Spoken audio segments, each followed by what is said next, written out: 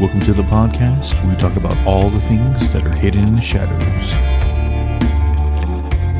This is Isaac, and on this bonus episode, I am joined by Shayla and Cheyenne from ParaNorthWest Paranormal and a podcast.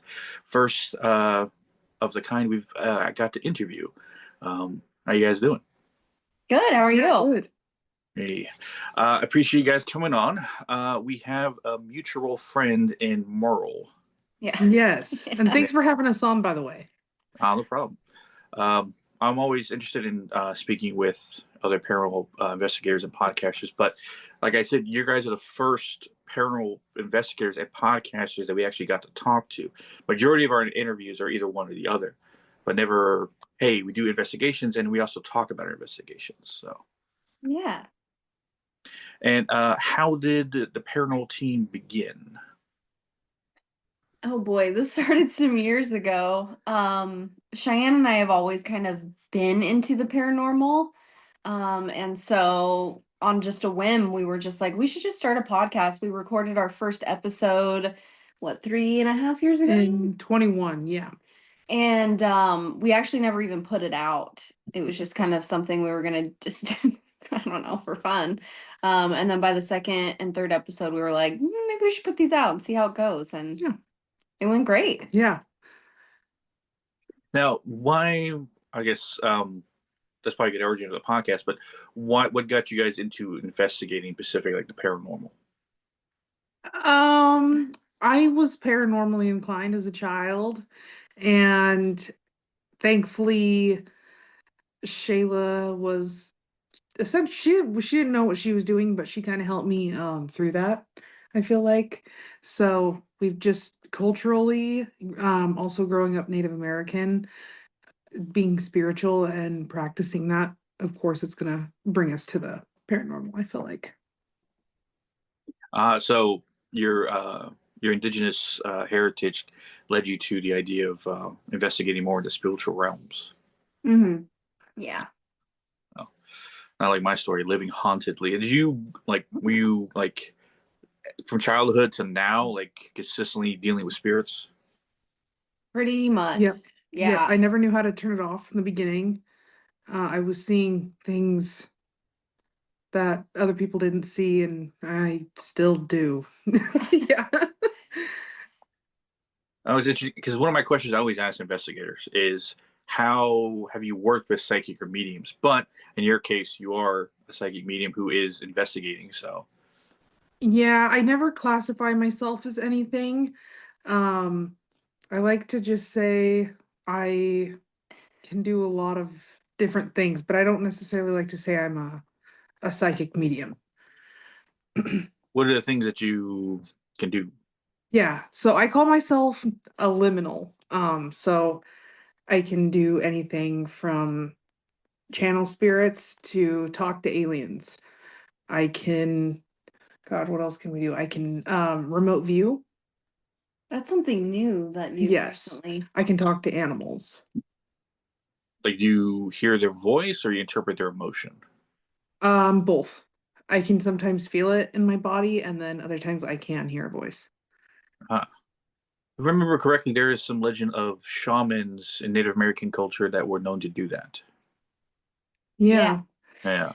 All of our medicine people, which our grandmother was a medicine person, and she kind of showed us the way as far as like spirituality goes through ceremony and our culture, and that's just always how we've grown up. So we just didn't really think really too much about it, because that's just always what we were around. We would literally talk to the animals. Yeah. Like actually speak to them, and then I was told I was going to receive that gift from an elder, and surely enough, it showed up. I can hear them now. So I always see birds and then squirrels chirping at me. I just wish I knew what they were saying. Yeah. yeah, Yeah. try it with trees. Yeah. Do something with trees. What do you guys do to prepare for an investigation? Well, I guess it depends on where we're going And right? what we're trying to contact. So I mean, if we're trying to contact anything extraterrestrial life, I don't normally hold that barrier, like any sort of barrier spiritually. But if, let's say, we're going to a highly haunted place where there's been a lot of foot traffic, a lot of other investigators, I'm always putting that space up between us because you don't know what these other investigators' intents are and what they're bringing to the table. Have you worked with a lot of other investigation teams? No, just a small handful. Oh. I guess besides Mike from Paranormal Road Trippers. Yeah, and then a few local out here. Yeah, I got the pleasure of interviewing him like almost 2 years now. No, was it last? It's hard to keep track of time these days. It feels like 2 years ago. Probably was. Yeah. But his investigation styles and stuff like that, places he goes, is interesting. And that is always, I guess, a question I always wanted to ask. The last time I got to speak to any Native American investigators was around the time we started. And that was, I believe, Shauclin and Hero from, I think I can't remember. I can't remember the name of the paranormal team, but I know that that's no longer together, so it doesn't exist. But nonetheless, but one thing that I always considered is that when you guys get to investigate native locations, does it seem, I don't know, off-putting or like maybe not allowed to bring in, say, an outsider who's not part of the tribe? I think too, like it depends on the land. Because we go to a lot of our local reservations just because we've grown up around here and we go to a lot of the events and stuff. Even though we aren't a part of their tribe, you know what I mean? But we've brought Mike with us to the reservation. He's also indigenous. And he kind of knows a lot too about like the lore and things like that. And so we have brought him out there with us, but I wouldn't take someone that I didn't know them very well or like take them to someone else's reservation. So Screen went black for a second. Oh, now you're sideways. Oh, sorry. But also, we always put an offering down. Wherever saying, we go. Hello, we're here. Thank you for letting us come here. That's just native culture, I would say. Yeah. Putting your offering down and, just saying thank you. Really good things next. I know that me and my wife, also investigators, we investigate here on the North Carolina East Coast. And of course, we come across a lot of indigenous spirits through the Croatoan National Forest and, of course, other places around here. Surprisingly, hearing a lot of native speak come through the spirit box. And, of course, my wife being very, very strong psychic medium she is. I call it jack of all trades when it comes to psychic medium abilities. There seems to be nothing she can't do. She did something that I would suggest to you, Cheyenne.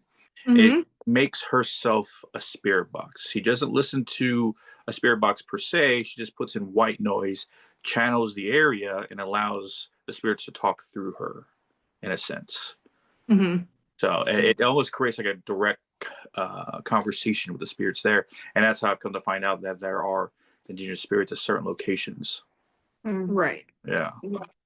Yeah, she does something similar to that with the Gansfield method. But we also do the Estes method as well. Yeah. For some reason, I think it's also more of like visual for me. I have it's definitely a different experience from when I'm doing the Estes to the Gansfield effect. And in the Gainesville, do you use green goggles or do you use a different color? Just like white. Red light. Yeah, we use white ping pong balls and then a red light. I directly look into it. Or you can close it. I was to say, I have a friend in Florida who designed his own goggles, Mike Delco, who created it's like reddish tonality. He calls it Delco method. And I don't know. I said, your ego's that big, you got to name after yourself. But supposedly if you have the red goggles on, he based out the Gainesville experiments using the same method, but red is their infrared, or the red color, supposedly allows people to see more clearly or things around them with eyes wide open. Those Delco goggles are so cool. They are so neat. We have you, it's neat. Yeah. If you ever get to investigate with a good buddy of mine, and also a mic, because no paranormal team is complete without a mic, from Unknown Paranormal, who actually lives very close to Merle in the same area. Oh, yeah. They investigate majority in the Vancouver area, but since you guys work together with Merle, you guys can easily get introduced to Paranormal Mike and his wife and their brother-in-law, or his brother-in-law, her brother, who investigate in that area. Me and Mike from Unknown Paranormal have done 27 home cases together, so we've actually gotten real close with us. But I can say, he's a great investigator. Yeah. But that's interesting. You guys use the Gainesville experiment as it was intentionally originally used. Yeah. Absolutely. Yeah, it's cool. It's really neat. Now, as investigators, we know every investigation we do is never goes our way, and there's often times where we encounter something that's entirely something we didn't prepare for. In that situation, what was the scariest encounter you guys ever came across? Oh boy. That's your story. Have the we? Elijah Road. The Elijah Road. Oh man. Okay. We went out to the Spokane reservation here, and we took a drive out one night, and it was like a summer night. It was pretty late, and we kept getting through the spirit box the name Elijah. And that had no significance to us. We didn't know too much about if that was who we were talking to or what that was. Unbeknownst to us, by the time we were done with the investigation and we had were leaving, we came across Elijah Road. And so we ended up taking that road just to see where it would go. And we stopped in the middle of nowhere, got out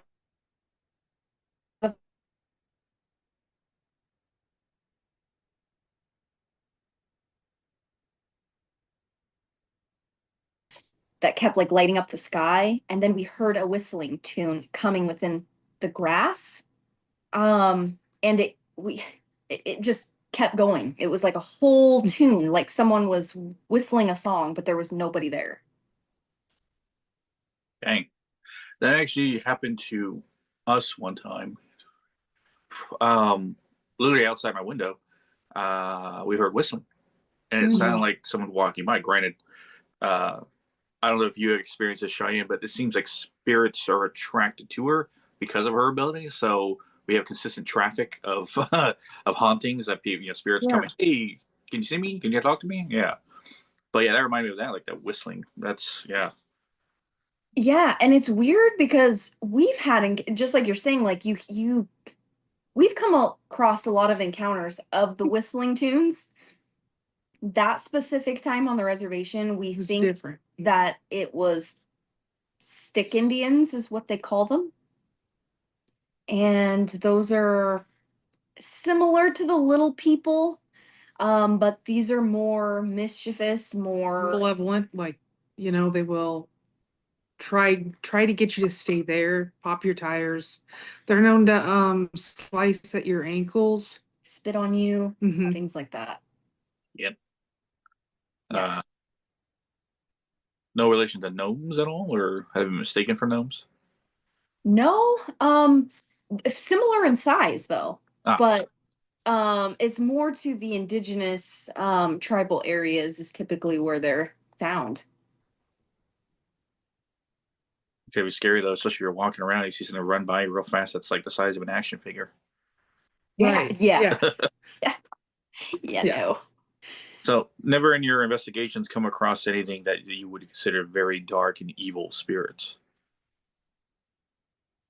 I mean, probably things like that, or possibly skinwalkers, or what we would call like wendigos. that's what I associate the whistling with, because I remember I was told if you hear whistling in the woods, you didn't. Yeah. Yeah, exactly. So I've only heard whistling once around part we investigate around here, a place called Patsy's Pond. But we heard it in the woods, and my mentor or lead psychic on the team, he's retired, not from the game, but he whistled back, and then it was only after that we realized, hey, maybe we probably should have done that. Yeah. Yeah, that stuff's pretty spooky. Mhm. Do you guys have like a favorite investigation you guys have done so far? Oh boy. I would say mine personally has been St. Ignatius in Colfax, Washington. Cheyenne has not been there yet, but we are going with Mike from the Paranormal Road Trippers, and we're getting a team together to go out sometime in what, March? Yep. Yeah. So we'll get to go back there soon. But what has been yours? I like going on the Spokane Reservation personally. You there's always something that I feel like is going to happen there. Something always seems to pop off. Whether it's Bigfoot, horse-like creatures, shapeshifters, spirits, they got it. They got it. I swear. Never dealt with a Bigfoot, and I'm in the woods a lot around here. But then again, not really North Carolina's not really known to have Bigfoot unless you go to Appalachian Mountains. Oh yeah. Yeah, all the way on You're the in spooky area. Yeah. Well, you got to travel like 8 hours west to get to the Appalachian Mountains. Where I'm like 15 minutes away from the beach, so majority of the time we don't see any paranormal unless you go into the woods. Oof. Yeah. Yeah, which I spend majority of the time, because I don't know if you guys ever run into this, but 90% of my investigations have been outside, just because not a lot of places allow us to go in. Right? We have the same problem. We do a lot of outside Oh. investigations too, so we get it. Yeah, it's like, come on, guys, be respectful to the place. Just let us in. Just let us in. I know. Yeah. Yeah. Yeah. And there's a lot of history too over in your area, like as far as like buildings, things like that. How cool. Yeah, but the historical society around here are a bunch of stick up their butt when it comes to allowing investigations, because the last thing they want to be associated is with the paranormal. Yeah. Yeah. Oh yeah. But you guys got I don't see much. Well, there's a lot of history there with stuff, but every time I think of Washington, I think of like Bigfoot, essentially. More than anything else. I mean, I wonder, you guys never run into them, or even any possibility of it? One instance, again, Cheyenne, you weren't with me. But that was on the west side of the state near the Olympic National Forest. I do not know if it was the big guy, or if it was like some kind of hill people. I don't know. Still not sure. I did never physically seen him though. That's about the closest thing I've ever came to it, and I was out camping out there. Right. Yeah. Well, there's that Bigfoot museum in Vancouver. If you guys ever go that north, you can find. Yeah, Mike was kind of telling us about it. They got some crazy stuff up there too. A lot of Bigfoot sightings. Now, what would you guys consider? I like to ask this of a lot of paranormal investigators, just because it's a varying kind of statement. But what would you guys consider a successful investigation? Ooh, that's a good question. Jeez, I don't know. I would say first and foremost, because I mean, we love doing it, having fun, but also, having intelligent responses, apparitions, getting actually like Direct contact communication. Direct contact. You ever get a chance to help spirits cross? I have a couple times. Yeah. And is that experience like, because I know for Megan, it's emotional, as I know for most psychic mediums, because you're feeling the emotion of a spirit as it's leaving. For me, it wasn't like that. I think it's because I've learned how to be able to disconnect with it so much. in some sort of in properties of the paranormal, while doing it, where it feels a little bit more of a calming sense for me. I've only done it twice, and it was just very out of the blue. I didn't know that was going to happen. Like I know the main gift essentially for psychic mediums or anyone essentially helping spirits cross over. I think a term is called psychopomp. Oh, I've never heard of that. Me neither. Yeah, it's a strange term. I found out about it like when we first started this podcast after interviewing a investigator in Australia. She had that her friend had that term, which I was like psychopomp. Like, that's interesting. When she was referring to me, but in truth, Megan is more the psychopomp. She's crossed the spirits over, like opening a door. But I always just like ask because I know for her it's almost an emotional thing. At least it kind of was. But like you said, she's learned to disconnect from like feeling the emotion of spirits because sometimes it can be extremely overwhelming. Mm-hmm. Yeah, sorry, I'm just writing this down because I want to like research a little bit more about it. Psychopomp. That's interesting. Yeah, never heard of that. It's a strange term. I thought it sounded like a hairstyle, right? It does. Yeah, I could totally see, or a dance. Yeah. Psychopomp. But funny is I get to ask you guys questions as a podcast too. It's just paranormal team, so this is also interesting for me on my part of it. I know I listened to some of your episodes, but I didn't get far enough. Do you guys actually do interviews with other people? Yeah. Yeah. We have before. We've interviewed people locally. We've had Mike on. Oh yeah, I don't consider my interview. It's almost like he's extra part of the show when you guys are doing it. Yeah. Yeah. That's kind of how we like to. I don't know if we're gonna have people on. That's how we like to do it. We would like to get something like this, kind of like with Zoom, and have more people on from all over instead of just when they're in town. Yeah. That's what we call round tables, where being on a good amount of investigators or a good amount of psychic mediums at the same time. But it's good. It's cool hearing different people's perspectives on the paranormal. But Yeah. on the idea of the subject of interviews, what was your most interesting interview you've done so far? Ooh. Or memorable, I guess. Probably Lou. I agree with that. I was gonna say Lou, she's a friend of ours here in town, and they come on the podcast every once in a while. We work with Lou quite a bit, actually, as far as like aliens, things like that go. And very knowledgeable about the occult, super knowledgeable about tarot. They are exploring their mediumship right now. I heard you bring that name up a lot. Yeah. Yeah. Because we have a lot of high strangeness experiences with them, for sure. As Lou sounds interesting. Oh yeah. Yeah. On the alien parts, because you brought that up several times, and now I remember what previous question. I've only ever encountered aliens.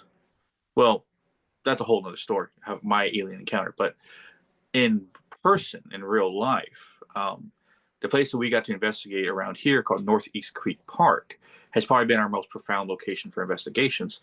I think it chalks up to something about that land has a lot of indigenous ties.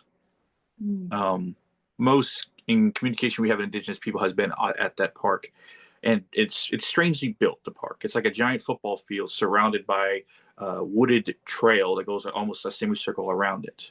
So you start at one end, you walk your way around, you can get to the other side. The trail also branches off into a wooden plank trail that goes over a swamp area. Then it connects back over to the main trail at the same time.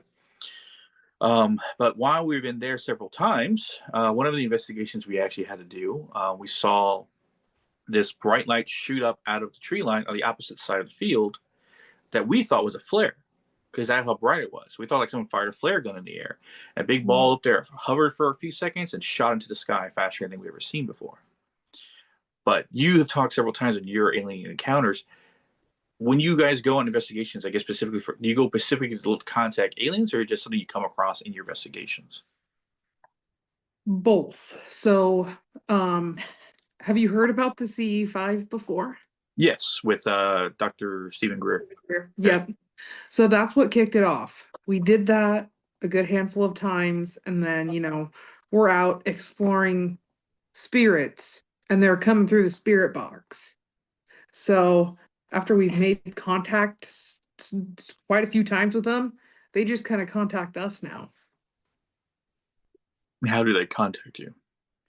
Well, coming through the spirit box, I mean, this sounds crazy, but like showing up in the bushes, and then What do you mean? well, you know how you went outside some months ago and you heard some rustling in the bushes after I was having yeah. I thought aliens were I think they were in my house. It sounds bizarre. It does.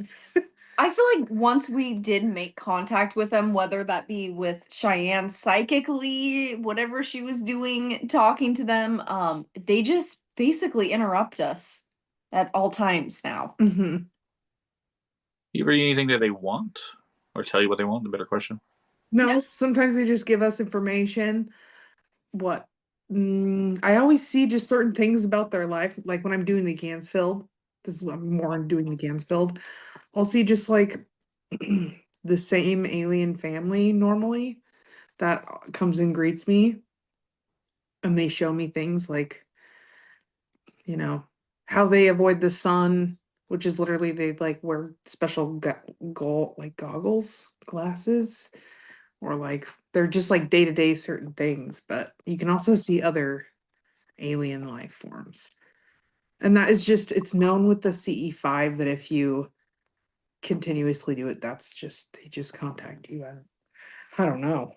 We've had tones come through the spirit box, like Yeah. the same tones that we play during the CE5 of communication. It's pretty wild.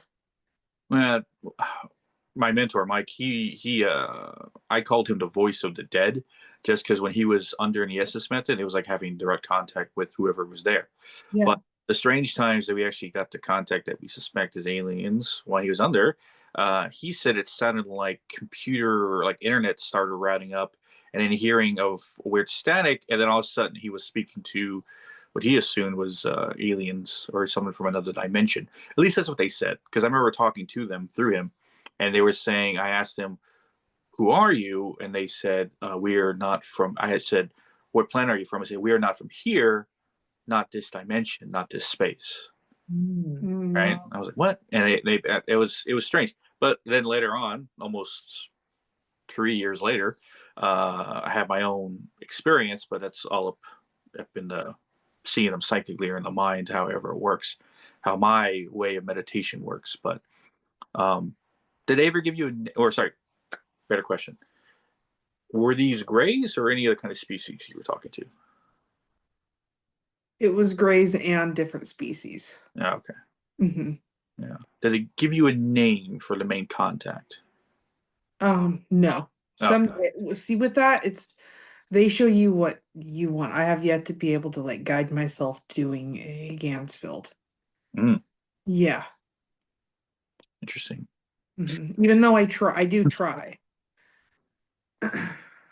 And I'll feel odd about talking about alien stuff. Granted, it's not the main forte on my podcast. It's every time we do an alien episode on ours, we get critique more than anything, because the alien community is not very forgiving when you get at least one thing wrong in your episodes. But I always say I'm not an alien guy. I just had contact with them, and that one time, and other stuff what I know from anything else anyone ever talks about. It's not my forte. I'm just strictly into paranormal, occasionally dabble with alien stuff. So. Yeah. It's nice, I guess, to talk to someone else who's probably had an experience as well when you're not looking for it. Or were you looking for it? I think initially she was looking for it. Yeah. And then sometimes, the last probably 7 times I've done it, it's been trying to be like less alien focused and just more outer. Yeah. Just kind of everywhere. Talk to anyone. You have your own personal theory on what aliens are, or you just take it at face value that they are beings from another planet? Yeah, I take it as they're beings from another planet. I cannot talk. I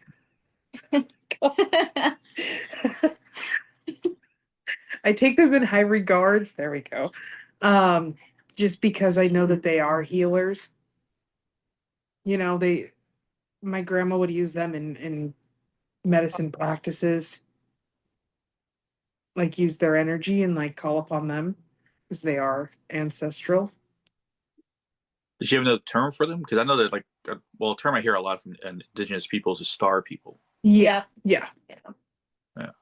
Does she use that term when she's just referring to them? Mm-hmm. Yeah. Oh, that's interesting. Yeah. Yeah. Does she actually use their energy to help heal through her abilities? Yes. We do that with Bigfoot too. We contact Bigfoot?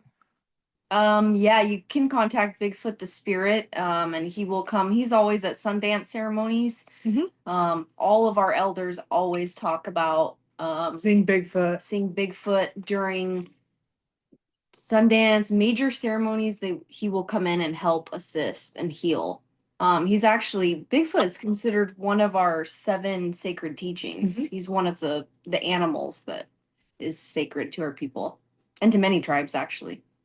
Which sorry, I forgot to ask it, but which tribe are you guys associated with?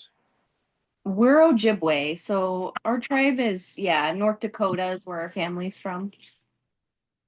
I thought the Dakotas had the Dakotas or the Sioux, There's Sioux's over there. Yeah. or I think We're the over in the Turtle Mountains. Yeah. That's where Oh. Yeah. All right. Well, I have some interesting questions for you afterwards. That's a tease people who are listening, going, "What? What? I want to hear." No, Yeah. I know you guys don't only talk about you guys' investigations on the podcast, but is there a specific subject you guys like to talk about?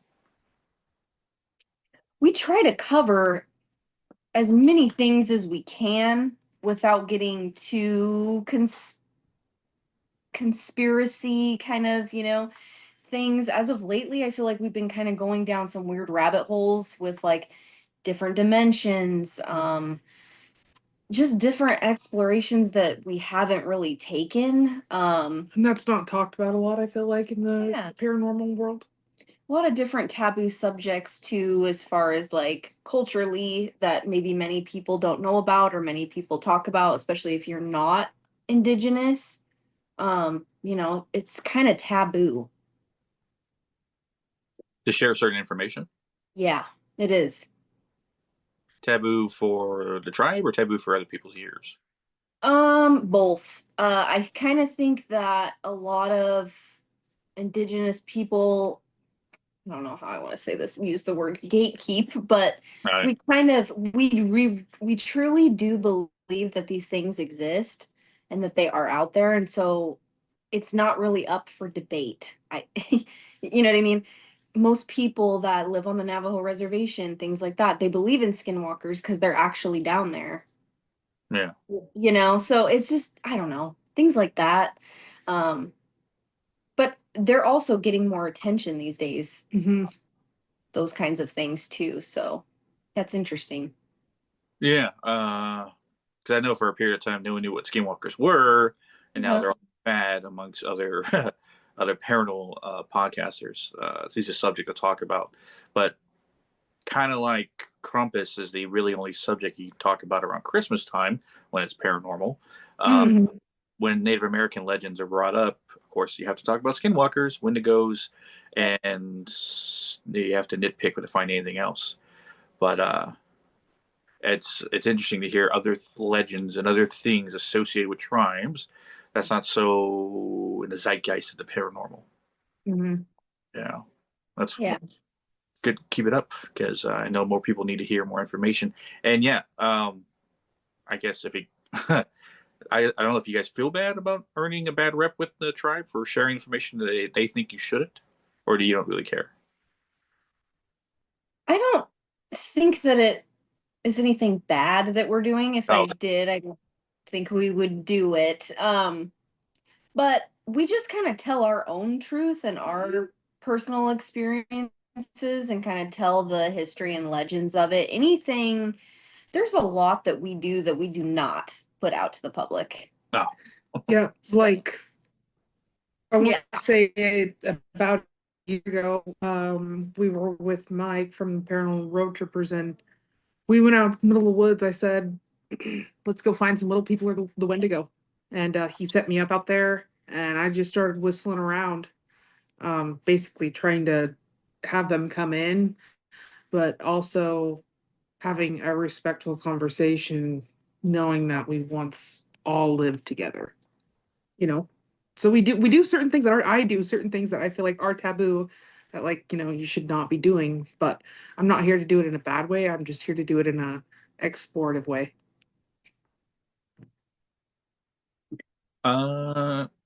Have you been, or sorry, you said your grandmother or your mother is the medicine woman? Grandmother. Grandmother. And Mhm. he taught you some things or trained you in any way? Yeah, of course. Mhm. Yeah. Yeah. We both grew up that way. Just teaching us all the things and using different medicines and just how the old ways were. We Yeah. grew up dancing and going to sweat lodge and Doing ceremony. yeah. Too. So, and we use those tools too. Even just basic things, just like to keep us safe and walk with us every day. But we do use those tools in our investigations as well. So shit hits the fan, you guys are well prepared. Yeah. Yeah. Yeah, that's good. Now, that's one thing I always tell every investigator, is that you can go out and investigate, but if you're not wearing a bulletproof vest of any kind, we're going to bring something home that you don't want to deal with, and then you're bringing your work home, and then if you have kids, and you're terrorizing them too. But Yeah. Right. protection is always key. Do you guys have symbols or objects you carry with you for forms of protection when you guys investigate? That kind of depends on what we're doing. When it comes to aliens, we use a lot of what is that called? We use like these little black, no, what do they use? Yeah. The little, yeah, what are those? What are those Oh, called? is that tourmaline? No, I'm so sorry. I should know that. Can't think of this. Um, It's like the ones the stone, black stone that you can carve certain things out of. I cannot think of what the term for It's that. not onyx. Anyways, we There's use onyx, various. jets, tourmaline, onyx, jets, or volcanic glass is another one, which I think is tourmaline anyway. It's like the glass, the Yeah. volcanic glass kind of stuff. Yeah, we use that a lot with aliens, and we were just told through like spirit guides to basically use that Mhm. for us personally. So her and I have those. We carry different medicines on us. We always put down tobacco, things like that. We're just very respectful. We try to respect everything and whoever we're talking with, whether it be good or bad. Yeah, just give thanks. I know in my line of work, I don't know about you guys, this is why I'm asking, but I've encountered a lot of demons in my time of doing this, and not just Christian mythology demons. I'm talking demons from other faiths and other pantheons that existed, and you'd be surprised on where you find some of these things. But when I ask, have you ever dealt with something on that level of negative energy? Have you come across anything you would consider that level of evil? I mean, yeah, I'm sure we have. Um, but typically if something is trying to come off in such a negative way, I don't even engage. I agree. I don't engage with it either. Is that, I guess, a protection you have meant to repel, like you repel? Yeah. Yeah, and we put up barriers whenever we go into a location. Right, So I'm not too worried about kind of what we come across. and we always just make sure to keep them there at the location they were at. We don't give them that permission to be like, hey, come home with us. Well, that's good, because sometimes investigators don't have a choice. Right. Yeah, sometimes they don't care what you say or if you tell them yay or nay on that, they'll follow you because they want something. And I know I've had to help some of my investigator friends get rid of such things, calling me at 1 o'clock in the morning. Yeah. Anyway, that's my listeners Oh don't yeah. but but no, I tend to ask because I know Oh yeah. not every investigator that I talk to, not everyone that believes in the paranormal accepts the idea that there are demons around all the time, or at least the amount that we encounter. But from either I have the worst luck or there is more than people think they are, because it's almost like a daily occurrence that I run into them. But then again, it might just be me. Um, but I always ask how other people deal with such things when they come across them, because if there's a top tier level of evil entities out there, the demon usually holds the top tier spot, at least amongst things that we deal with as investigators. But no, it's good that you guys have sense of protection. At least you have that idea in head before you went out investigating. Hey, maybe we should protect ourselves from stuff. Yeah. Yeah. I mean, we do every day. It's not necessarily paranormal investigating. I worry more about people that I deal with on a day-to-day that are living more than the dead. That's true. People are crazy. Carry their negativity junk home with you. Yeah. Yeah, for sure. Oh yeah. Megan, my wife, the co-host, she says that it's always like gum is stuck to the bottom of your shoe. Exactly. Bring you track into the house, and she has to clear it out. Or, Yeah. but she's got good at protecting our home. That's good. They're like, I guess I don't know the Native American way of doing it. If there's a way, do you guys have a way to protect your house to not allow anything in? Oh gosh, yeah. There's so many Yeah. things you could do. We have certain medicines that we use. For like, I guess it's like a case by case, depending on what kind of medicine to use. Yeah. And how to cleanse and things like that. That's an interesting thing. I never heard anyone put it that way before. I always assumed medicine was for healing the body. I never knew you guys use medicine to protect the home from the spiritual. We use medicine for everything. Ah, Pretty much. I never would have thought. I always assumed that it was only associated with like healing people's bodies or something. I didn't know that you actually could use it for spiritual reasons. Yeah. And I know a lot of people that are Wiccan, things like that, they'll use salts, different incense, things like that. Even like Catholic, religious people, they use incense, things like that. So yeah, I get it. It's very similar. Yeah, I remember seeing my Catholic grandmother walk around the house with the sage, crossing stuff like that. Yeah. Yeah. Oh yeah. That's what Megan uses. She uses salts often. She makes her own batch of protective salts. She she doesn't consider herself a witch in a sense, but if she is, she's probably a white witch just because of the protective magic spells she ends up doing to help protect his house against stuff. Because we pick a lot of fights, so we always have somebody looking to pick a fight with us. So we had to figure out a way to protect his house. Granted, everything she was taught, she didn't learn from somebody. She taught herself from different occult books we have and different things, because I had to read up a lot on the occult and then the Lesser Keys of Solomon and then different books on spirituality and stuff like that to get a wide range of answers. Because granted, we've only been in the paranormal investing game since 2021, so we haven't been doing it very long. Yeah. I know you guys did a podcast at 2021, but how long have you been investigating? Oh gosh. Been investigating We've been doing for it a long while before we started podcasting. some years. Maybe what, 10? I would say years? 10. Yeah. Yeah, that sounds about right. Well, with that track record, you must have investigated all of Washington by now. Oh gosh, it's more stuff just like around town. Yeah.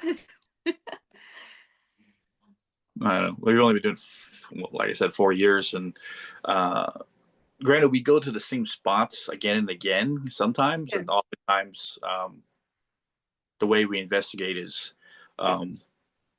simply to clear out locations.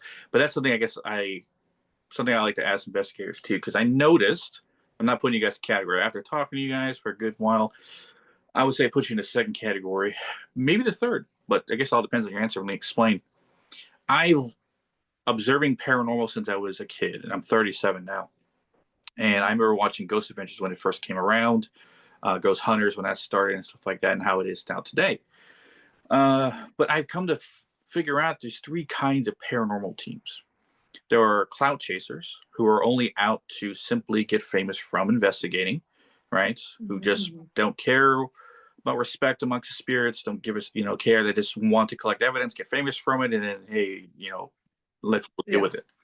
Second class is investigators who go out there simply because they want to know. This is stuff they need to know. They might have lived their entire life, and they collecting evidence to basically prove to others, like, this stuff is real. I'm not crazy, right? So here, see the apparition, see stuff like that. And of course, I to put on their YouTube channel so they can prove to people, hey, this stuff is real.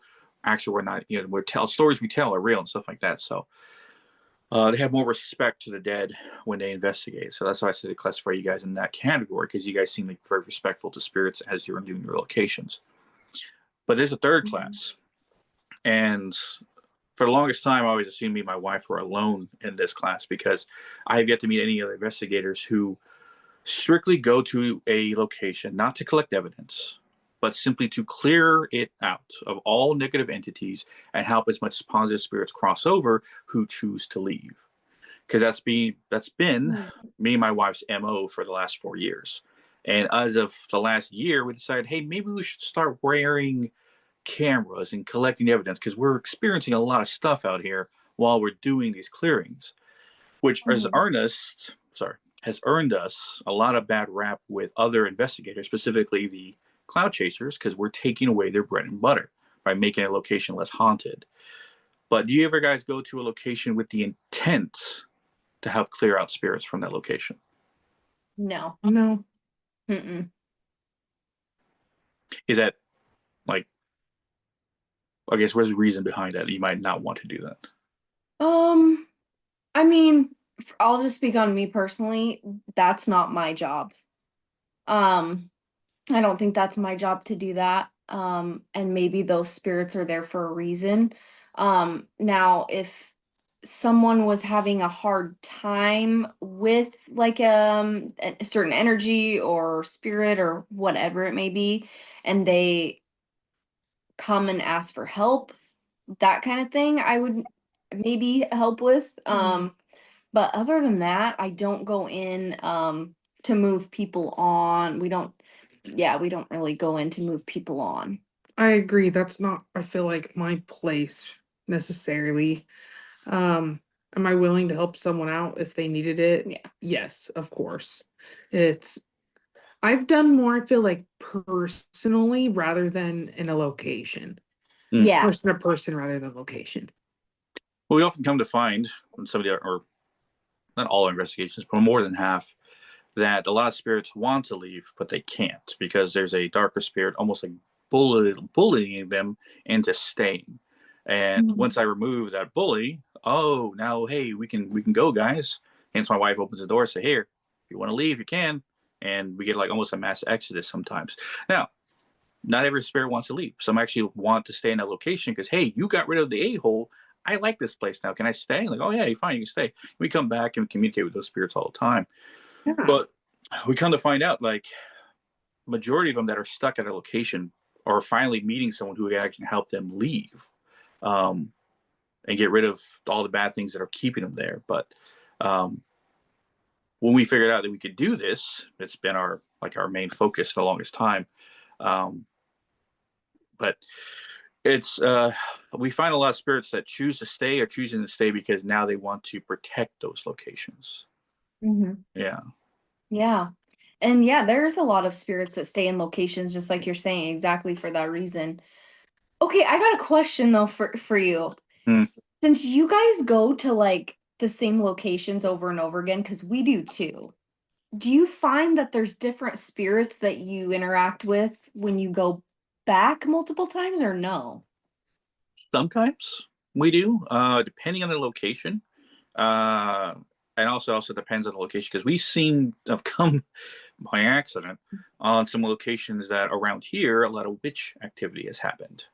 Mhm. We find that on one location we found brooms hanging in the trees, and Yes. a cauldron looked like it was recently used. Hmm. So we go back there at those locations to clear them out again and again, because negative stuff is being called there, and then we go there, basically clean it up, and then they go there again. So, but my wife has gotten good at creating permanent spells of protection to piss them off, which I'm pretty sure she has, because sometimes we go back to location, it's fine. But we find Mhm. that those locations that have high spiritual activity are also a great place to make communications with other things that are essentially there. Like we can call them to that location because that place is spiritually charged. I'm assuming you Mhm. guys have run in a lot of those places as well. Yeah. But sometimes there's a portal there where stuff comes in and out, like there's something Mhm. brand new. Or maybe somebody goes there carrying spirit with them. The spirit basically drops off saying, hey, this place is kind of nice. I'm going to stick around here. Um, but oftentimes it's almost like talking to the same spirits because they recognize us, Mhm. right? We hear our names over the spirit box, like, oh, right. And that they recognize us because from the last time we were here. So they call us. Yeah. Yeah. But not all the time. Once we clear a place out, not a lot of the same spirits are there, unless you haven't investigated that location a long time. But then, of course, someone might have brought something negative with them. Mhm. Yep. Yeah. That happens too a lot. And that's kind of what Cheyenne was saying. Like when we go into locations, like if there's been a lot of investigators in there, sometimes that energy's still within that space that you're kind of dealing with. I would say, I don't know if there's a lot of investigation teams over here. There is Mhm. some, but there's not a lot. And then Yeah. maybe you have your weekend ghost hunter, uh, Yeah. who like just goes there maybe once a month, just for thrills. Um, but yeah, you know what? The whole entire time me and Megan have been investigating, we have never run into another investigation team at that location. Hey. Well, that's good. And, That's good. we talked about these locations on our podcast. You think people would go there, but Yeah. yeah, Maybe they're too scared. Yeah. yeah. Some of the stories you told, yeah, that probably out of there. One of my final questions I always like to ask, and you guys probably will give me a good answer, but I say probably you will. Um, what is your hope for the future of the paranormal? Wow, you got some great Yeah. questions. I'll tell you that. That's yeah. Um, honestly, like just in general, or like how we want to like view it. Well, the paranormal in its whole, right? Because we've noticed now in recent years, more people are becoming more spiritual, right? They're kind of leaving the I guess the label of religious, and they're kind of moving an idea of spirituality, more Mhm. focused on spirit guides and connecting through the spiritual essence, maybe connecting to source or however you want to put it, and stuff like that. But more people are becoming more influenced with the paranormal, and they're studying it more, and they're looking into it more. It's getting taken more seriously. Mhm. So in that future of the paranormal as we are now, like us who investigate it on a normal basis, we know probably better than most people. But like, you have a specific hope for the future of the paranormal. Mhm. I would say that people need to understand that the paranormal is like a circle and that everything's connected. So if you're seeing, like ghosts, like there has to be a Bigfoot on the other. You know what I mean? It's always Everything's yeah. interconnected. There's the aliens, there's the ant people, everything's there. It's all inter together. I just hope that scientists never figure it out. True. On the contrary, Yeah. um, that is exactly my hope, is that the paranormal starts getting taken more seriously by the science community, so therefore they can help invent technology that will help us prove the paranormal exists more, and vice versa. There are things in the paranormal that we've experienced that could help out science in a better way of understanding supernatural. My hope is that that bridge between the science and the supernatural collides and connects, because we are both trying to explain the universe in two different ways, But if we work together, we'd get there a lot faster. Yeah. Wow. Yeah, it's pretty wild. It's going to be interesting to see where it goes for sure. Why didn't you want the science to figure the paranormal out? I hope that they don't ever figure it out, because that's how it's not meant to be seen, I don't think. Not Or everyone. exploited. Yeah, I don't think everyone. Yeah, maybe that's a better way to put it. I guess I just don't want it exploited. You know what I mean? But I love that a lot of people have more interest in spirituality. I hope that for people. But I hope I hope they don't ever scientifically prove it, because it's gonna take the fun out of it. You Well, know? if we have the scientific community on our side, then a lot of people are more inclined to believe us. So we don't have to spend all our time trying to prove it. But then again, most people don't care about getting proved, right? It's just their own personal journey. So it's a tomato tomato kind of situation. Yeah. But where can everybody find you guys? Go ahead, drop them. Find us on Facebook and Instagram at the ParaNorthWest, and we have a link tree in our bio, Which we most likely be sharing on our page as well. Appreciate you guys coming on and sharing your stories. Thank you for having us. Yes, thank you. Yes. As always, guys, you can catch our socials at Hidden in the Shadows Podcast on Instagram, Hidden in the Shadows Podcast 2 on TikTok, or links to all our social media. Always you can listen to us at hiddenshadowspodcast.com. And always, we'll catch your weirdos in the next one.